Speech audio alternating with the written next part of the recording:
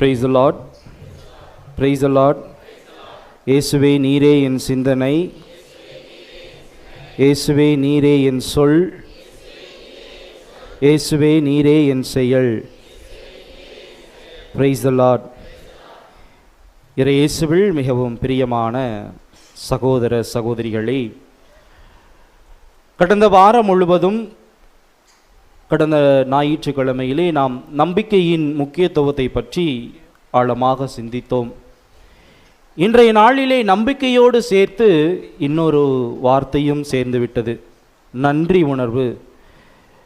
நாம் அனைவரும் நம்பிக்கையோடு இருக்க வேண்டும், அதே சமயம் நன்றி உணர்வோடும் இருக்க வேண்டும் என்று இன்றைய வாசகங்கள் நமக்கு மிக ஆழமான கருத்தினை தெரிவிக்கின்றது. இன்றைய முதல் வாசகம் நாமான் குணம் பெறுதலை பற்றி கூறுகின்றது. நாமா சிரியாவினுடைய படைத்தலைவர் ஒரு தொழுநோயினால் பாதிக்கப்பட்டிருக்கின்றார். அவர் இறைவாக்கினர் எலிசாவை பற்றி கேள்விப்பட்டு அவரிடத்திலே சுகம் பெறுவதற்காக வருகின்றார். ஆனால் எலிசா இறைவாக்கினர் அவரை தொடவில்லை. அவரிடத்தில் சென்று என்ன வேண்டும் என்று கேட்கவில்லை. போய் 7 முறை அந்த யோர்தான் நதிக்கரையிலே மூழ்கி எழுந்து வா, உன்னுடைய தொழுநோய் நீங்கிவிடும் என்று கூறுகின்றார். முதலிலே நாமானுக்கு ஒரு சில தயக்கம். நான் அவ்வளோ தூரத்துலேருந்து வந்திருக்கிறேன், ஆனால் இவர் என்கிட்ட என்னை தொடவும் இல்லை, எனக்கு என்ன பிரச்சனைன்னு கேட்கல, போய் அந்த ஒரு யோர்தான் நதிக்கரையில் மூழ்கிட்டு வான்னு மட்டும் சொல்கிறாரே, ஏன் எங்கள் ஊரெல்லாம் ஆறு இல்லையா? இப்படியெல்லாம் பல விதமான சிந்தனைகள் எழுந்து கேட்கிறார். ஆனாலும் இறுதியாக ஒரு முறை அவரது வார்த்தையை கேட்டு பார்ப்போம் சரின்ட்டு போய் அந்த யோர்தான் நதிக்கரையிலே 7 முறை மூழ்கி எழுந்து வருகின்றார். அவருடைய தொழுநோய் நீங்கிற்று. அவர் மீண்டும் ஒரு குழந்தையின் தோளை போல அவரது உடல் தோற்றமானது மாறிவிட்டது என்று இன்றைய முதல் வாசகம் கூறுகின்றது. இதிலிருந்து நாம் கற்றுக்கொள்ளக்கூடிய ஒரு சிந்தனை என்னவென்றால், பிரியமானவர்களே, இறைவனுடைய வார்த்தைக்கு கீழ்ப்படிய வேண்டும். இறைவன் நம்முடைய வாழ்விலே பல்வேறு விதமான அதிசயங்களையும் அருளடையாளங்களையும் செய்கின்றார் என்றால், என் வாழ்விலே பலவிதமான மாற்றங்கள் ஏற்பட வேண்டும், பலவிதமான அருளடையாளங்கள் தென்பட வேண்டும். இயேசு கிறிஸ்து உண்மையாகவே இந்த நற்கருணையிலே வீற்றிருக்கிறார் என்று நம்முடைய கத்தோலிக்க விசுவாசத்திலும் நாம் கூறுகின்றோம். பல்வேறு அருளடையாளங்களும் தொடர்ந்து நடந்து கொண்டுதான் இருக்கின்றது. ஆனால் என் கண்களால் நான் பார்க்க முடியவில்லையே என்ற ஒரு சந்தேகம் நமக்குள் எழலாம். ஆனால் இன்றைய முதல் வாசகத்திலே அவருடைய வார்த்தைக்கு கீழ்ப்படிந்து அந்த யோர்தான் நதிக்கரையிலே அவர் மூழ்கி எழும்பொழுது அவருடைய தொழுநோய் நீங்கிற்று. இவருடைய தொழுநோய் நீங்கின காரணத்தினால் அவருக்கு ஏதாவது ஒரு பரிசோ அல்லது பொருளோ தந்து விடலாம் என்று யோசிக்கின்றார். ஆனால் எலிசா இறைவாக்கினர் எதையுமே பெறவில்லை. இதிலிருந்து நாம் தெரிந்து கொள்வது என்னவென்றால், இறைவனுடைய அருள் இலவசமாக அனைவருக்குமே கொடுக்கப்படுகின்றது. அதனுடைய ப்ரொசீஜர்ஸுக்கு வேணால் நம்ம அப்பப்போ ஏதாவது பே பண்ணுற மாதிரி இருக்கும். ஆனால் இறைவன் நினைத்தார் என்றால், இறைவனிடத்திலே முழுமையாக நாம் நம்பிக்கை உணர்வோடு ஜெபிக்கும் பொழுது நிச்சயமாக நம்முடைய வாழ்விலும் பல அதிசயங்களையும் அற்புதங்களையும் நாம் காண முடியும். அதை நாம் வாங்குவதற்கு 1 ரூபாய் கூட நாம் செலவு செய்ய தேவையில்லை. ஏனென்றால் இறைவனுடைய அருள் நமக்கு இலவசமாக இந்த உலகத்திலே கிடைத்து கொண்டிருக்கின்றது என்பதை நாம் மறந்துவிடக்கூடாது. நேற்றைய தினத்திலே செம்மஞ்சேரியில் மாஸ் நடந்தது. திருப்பலிலாம் முடிஞ்சதுக்கப்புறம் 2-3 பேர் தங்களுடைய சாட்சியினை பகிர்ந்து கொண்டார்கள். ஒருத்தருக்கு பார்த்தீங்கன்னா அறுவை சிகிச்சை, அந்த ஒரு குழந்தைக்கு அறுவை சிகிச்சை செய்யணும் அப்படின்னு சொன்னாங்க. ஆனால் அவர் நம்பிக்கை உணர்வோடு ஜெபித்த காரணத்தினால் அறுவை சிகிச்சை அந்த குழந்தைக்கு ஜஸ்ட் ஒரு அரை மணி நேரத்தில் டாக்டருடைய ரிப்போர்ட் மாறிவிட்டது என்று நேற்றைய தினத்திலே சாட்சியம் 2 நபர்கள் பகிர்ந்து கொண்டார்கள். வேற ஒரு காரணம், இந்த ஒரு காரணம். ஆகவே பிரியமானவர்களே, நம்முடைய நம்பிக்கை எப்படி இருக்கின்றது? இறைவனுடைய வார்த்தையை நான் படிக்கின்றேன், இறைவனுடைய வார்த்தையை நான் கேட்கின்றேன், இது என்னுடைய வாழ்விலே நான் எப்படி செயல்படுத்துகின்றேன் என்பதில்தான் நாம் கண்ணும் கருத்துமாக இருக்க வேண்டும். இன்றைய 2வது வாசகம் புனித பவுலடிகளார் தீமோத்தேயுவுக்கு எழுதியதை பற்றி கூறுகின்றது. ஆண்டவருடைய வார்த்தையை எடுத்துரைக்க ஆண்டவருடைய வார்த்தையை நம்முடைய வாழ்விலே செயல்படுத்த எதுவுமே நம்மை சிறைப்படுத்த முடியாது என்பதை நமக்கு தெளிவாக கூறுகின்றது. நம்முடைய நம்பிக்கையின் அடிப்படையிலே கிறிஸ்தவ வாழ்வின் இலக்கை நாம் அடைய வேண்டும் என்றால் இறைவனுடைய வார்த்தைகள் நம்முடைய உள்ளத்திலே மிகுந்த ஆழமாக இருக்க வேண்டும். இன்றைய நற்செய்தி வாசகம் 10 தொழுநோயாளர் ஆண்டவர் இயேசு வருவதை பற்றி கேள்விப்படுகிறார்கள். உங்களுக்கு எல்லாருக்குமே தெரியும் நினைக்கிறீங்களா, யூத சமுதாயத்திலே ஒரு தொழுநோய் இருந்தால் அவர் மக்கள் மத்தியிலே நடமாட முடியாது. ஊருக்கு வெளியில் ஒதுக்குப்புறமாக அங்கே தான் இருக்கணும், அவங்க ஊருக்குள்ளே வர முடியாது. அப்படியே அவர்கள் வந்தாலும் தீட்டு தீட்டு என்று கத்திக்கொண்டே வர வேண்டும். அவர்களை யாரும் தொடமாட்டார்கள், அவர்களிடத்திலே சென்று யாரும் பேச மாட்டார்கள். இப்படிப்பட்ட சூழ்நிலையிலே இந்த 10 பேரும் இயேசு செய்கின்ற அருளடையாளங்களையும் அற்புதங்களையும் அவர் நிகழ்த்துகின்ற ஒவ்வொரு செயல்களையும் பற்றி கேள்விப்படுகின்றார்கள். இவர்களால் பார்க்க முடியாது, ஏன்னா இவங்க உள்ள வர முடியாது, கேள்விப்பட்டிருப்பார்கள். அந்த காரணத்தினால் ஐயா, எங்களுடைய தொழுநோய் நீங்குவதற்காக இயேசுவே எங்களுக்கு இறங்கும் என்று கேட்கின்றார்கள். இயேசு அவர்களை தொட்டாரா? தொடல. அவங்கள வேற ஏதாவது கேட்டாரா?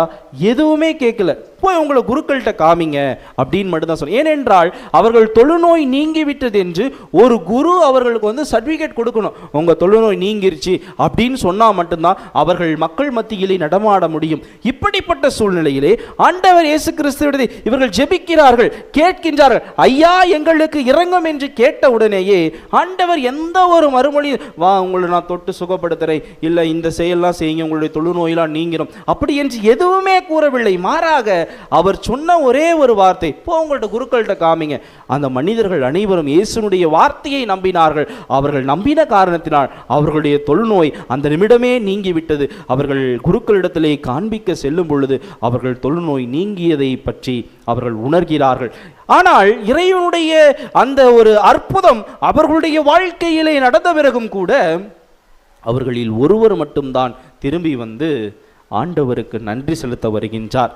இந்த ஒரு சமாரியனை தவிர வேறு எவரையும் காணவில்லையே என்று இயேசு கிறிஸ்து சொல்வதன் வழியாக நாம் தெரிந்து கொள்வது என்னவென்றால், அதிலே சமாரியர்கள், யூதர்கள், மற்ற குலத்தினர் அனைவருமே இருந்து கொண்டுதான் இருக்கின்றார்கள் என்பது தெரிய வருகிறது. ஆகவே பிரியமானவர்களே, இறைவனுடைய அருள் இயேசு கிறிஸ்து நமக்கு செய்கின்ற ஒவ்வொரு செயல்களும் நமக்கு மட்டும்தான் கிடைக்கும், நான் தான் கிறிஸ்தவன் எனக்கு மட்டும்தான் கிடைக்கும் அப்படின்னு ஒரு வரையறைக்குள் நாம் புகுத்து விட முடியாது. எல்லோருக்குமாக நாம் ஆண்டவர் இருக்கின்றார். நாம் எந்த அளவுக்கு அவரை அணுகுகிறோம் என்பதைத்தான் நாம் இன்றைய நற்செய்தி வாசகத்தின் வழியாக தெரிந்து கொள்கின்றோம். அந்த ஒரு மனிதர் சமாரியன் என்றாலே மக்கள் பேச மாட்டார்கள், அவர்களை தள்ளி வைப்பார்கள்.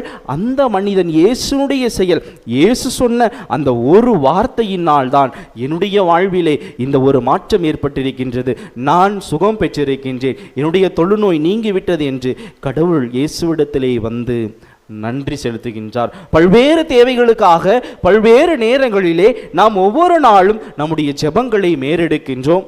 நாம் பல தேவைகளை ஆண்டவருடைய பாதத்திலே சமர்ப்பிக்கின்றோம்.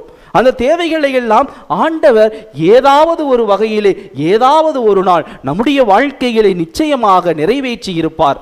ஆனால் அதை நாம் நன்றி உணர்வோடு நாம் திரும்பவும், ஆண்டவரே உம்முடைய அருளினால் மட்டும்தான் என்னுடைய வாழ்விலே இந்த செயல் நடைபெற்றிருக்கின்றது, உம்முடைய அருளினால் மட்டும்தான் நான் சுகம் பெற்றேன், உம்முடைய அருளினால் மட்டும்தான் என்னுடைய மகனோ என்னுடைய குழந்தைகளோ அல்லது என்னுடைய தாயாரோ சுகம் பெற்றார் என்ற ஒரு நன்றி உணர்வு நமக்கு இருக்கின்றதா என்பதை நாம் சிந்தித்து பார்க்க வேண்டும். இன்றைய வாசகங்களிலிருந்து நாம் கற்றுக்கொள்ளக்கூடிய பாடம் என்னவென்றால், முதலிலே நிபந்தனையற்ற அன்பு நாம் கடவுள் மீது வைத்திருக்க வேண்டும். இந்த நாமானை போல, இந்த சமாரியரை போல நாமும் எல்லோர் மீதும் அன்பு செலுத்த வேண்டும். இந்த நாமான் ஒரு வேற்றினத்த படைத்தலைவர். அவர் எலிசாவை பற்றி கேள்விப்பட்டு அங்கு சென்று தான் சுகம் பெறுகின்றார். தான் சுகம் பெற்ற காரணத்தினால் எலிசாவுக்கு பரிசளிக்க பார்க்கின்றார். ஆனால் எலிசா கடவுளுடைய அருள் இலவசம் என்று கூறிய காரணத்தினால் அங்கிருந்து ஒரு மண்ணை எடுத்துக்கொண்டு தன்னுடைய நாட்டிற்கு சென்று இனி இஸ்ரேலின் கடவுள்தான் உண்மையான கடவுள் என்று அறிக்கையிடுகின்றார். தன்னுடைய அன்பையும் தான் பெற்ற இறைவனிடத்திலிருந்து தான் பெற்ற அந்த இரக்கத்தையும் வெளிப்படுத்துகின்றவராக நாமான் இருக்கின்றார். இந்த சமாரியரும் நற்செய்தியில் இருக்கின்றார். நாமும் நினைத்து பார்ப்போம் பிரியமானவர்களே, நாம் நன்றி உணர்வோடு இருக்கின்றோமா அல்லது இறைவனுடைய நிபந்தனையற்ற அன்பை எல்லோரிடத்திலும் நாம் கொடுக்கின்றோமா என்பதை நாம் சிந்தித்து பார்க்க வேண்டும். இரண்டாவது, நம்முடைய நம்பிக்கையிலே நாம் நிலைத்து நிற்க வேண்டும். கடந்த வாரத்திலே நாம் நம்பிக்கை எப்படி இருக்க வேண்டும், நம்பிக்கை நம்முடைய வாழ்விலே எப்படி செயல்படுத்த வேண்டும் என்று நாம் பார்த்தோம். அந்த நம்பிக்கை தொடர்ந்து என் வாழ்விலே கடவுள் அற்புதங்களை செய்தாலும் சரி, செய்யாவிட்டாலும் சரி, அருள் அடையாளங்களை என் வாழ்விலே காண்பித்தாலும் சரி, காண்பிக்காவிட்டாலும் நான் இறைவனுக்கு முழுமையான என்னுடைய நம்பிக்கையை நான் காண்பிப்பேன் என்பதை நாம் நம்முடைய மனதிலே கொள்ள வேண்டும். அவரால் தான் எல்லாம் முடியும், அவரன்றி ஓரணுவும் அசையாது என்ற ஒரு பாடல் இருக்கின்றது. அதை கேட்டங்களா நல்லா தெரியும். ஆண்டவர் இயேசு கிறிஸ்துவினால் மட்டும்தான் அனைத்தையுமே செய்ய முடியும் என்பதை நாம் நம்ப வேண்டும். நம்முடைய நம்பிக்கையின்மை கூட ஒரு தொழுநோயாக மாறக்கூடிய வாய்ப்பு இருக்கின்றது. தொழுநோய் என்பது அந்த தோல்லாம் மாறி வெள்ளை வெள்ளையா இருக்கிறது, அது மட்டும் ஒரு தொழுநோய் கிடையாது. நாம் கடவுள் மீது நம்பிக்கை வைக்காமல் இருக்கின்ற சூழ்நிலையிலும் கூட அதுவும் ஒரு தொழுநோயாக கருதப்பட்டு மக்கள் மத்தியிலே நாம் புகழப்பட்டாலும் ஆண்டவர் முன்னிலையிலே நாம் ஏற்றுக்கொள்ளப்படுகின்றோமா? இறையாட்சிக்கு தேவையான செயல்களை இந்த மண்ணுலகிலே நான் செய்து கொண்டிருக்கின்றேனா என்பதை நாம் சிந்தித்து பார்க்க வேண்டும். கிறிஸ்துவோடு ஒரு இணைந்த வாழ்வு நாம் வாழ வேண்டும். அதைத்தான் இன்றைய இரண்டாவது வாசகத்திலே நாம் பார்க்கின்றோம். அவரோடு நாம் இறந்தால் அவரோடு வாழ்வோம், அவரோடு நிலைத்திருந்தால் அவரோடே ஆட்சி செய்வோம். கிறிஸ்துவோடு நாம் இணைந்திருக்க வேண்டும் என்றால் கிறிஸ்துவின் மனநிலை நம் ஒவ்வொருவரும் இருக்க வேண்டும். கிறிஸ்து தான் ஒரு குறிப்பிட்ட மக்களுக்காக மட்டும்தான், நான் குறிப்பிட்ட ஒரு மாணவர்களுக்காக மட்டும்தான், குறிப்பிட்ட நபர்களுக்காக மட்டும்தான் என்னுடைய பணியை நான் செய்வேன் என்று அவர் தன்னையே நிறுத்தி கொள்ளவில்லை. மாறாக எல்லோரிடத்திலும் இயேசு செய்த அருள் அடையாளங்களையும் அற்புதங்களையும் நாம் திருப்பி பார்த்தோம் என்றால், இயேசு ஒரு சிலரை தொட்டு குணப்படுத்தி இருப்பார், இயேசு ஒரு சிலரை தொடாமலும் குணப்படுத்தி இருப்பார், இயேசு தானாகவே ஒரு சிலரிடத்திலே சென்று கேட்டு உங்களுக்கு என்ன வேண்டும், நான் என்ன செய்ய வேண்டும் என்று விரும்புகிறீர்கள் என்று கேட்டு அவர்களை குணப்படுத்தி இருப்பார். ஒரு சிலத்திலே கேட்காமலேயே அவர்களை குணப்படுத்தி இருப்பார். இவ்வாறாக கடவுளுடைய அருள், இயேசு கிறிஸ்துனுடைய அன்பு, தூய ஆவியானுடைய துணை நம்முடைய வாழ்விலே என்றென்றும் நிலைத்திருக்க வேண்டும் என்றால் நம்பிக்கையோடு இருக்க வேண்டும். நன்றி உணர்வோடு இருக்கும் பொழுது நிச்சயமாக நம்முடைய வாழ்விலே பல மாற்றங்களை நாம் காண முடியும். ஒரு சில நிமிடங்கள் கண்களை மூடி ஆண்டவரிடத்திலே நம்மையே நாம் ஒப்பு கொடுத்து ஜெபிப்போம். அன்பு ஆண்டவரே, இந்த நாளை கொடுத்தமைக்காக உமக்கு நன்றி செலுத்துகின்றோம். இன்றைய வாசகங்கள் வழியாக நீர் கொடுத்த சிந்தனைக்கு உமக்கு நன்றி செலுத்துகிறோம். ஆண்டவரே, இந்த வாரம் முழுவதையும் உம் பாதம் சமர்ப்பிக்கின்றோம். இந்த வாரத்தில் நாங்கள் ஏறெடுக்கின்ற ஒவ்வொரு முடிவுகளில் வெற்றியையும், எங்களுக்கு நல்ல உடல் உள்ள சுகத்தையும், நாங்கள் நம்பிக்கை உணர்வோடும் அன்பையும் எங்களுடைய வாழ்விலே நாங்கள் என்றென்றும் கடைபிடித்து சாட்சியுள்ள கிறிஸ்தவர்களாக நாங்கள் என்றும் வாழ எங்களுக்கு நீர் துணை செய்ய வேண்டுமாய் எங்கள் ஆண்டவராகி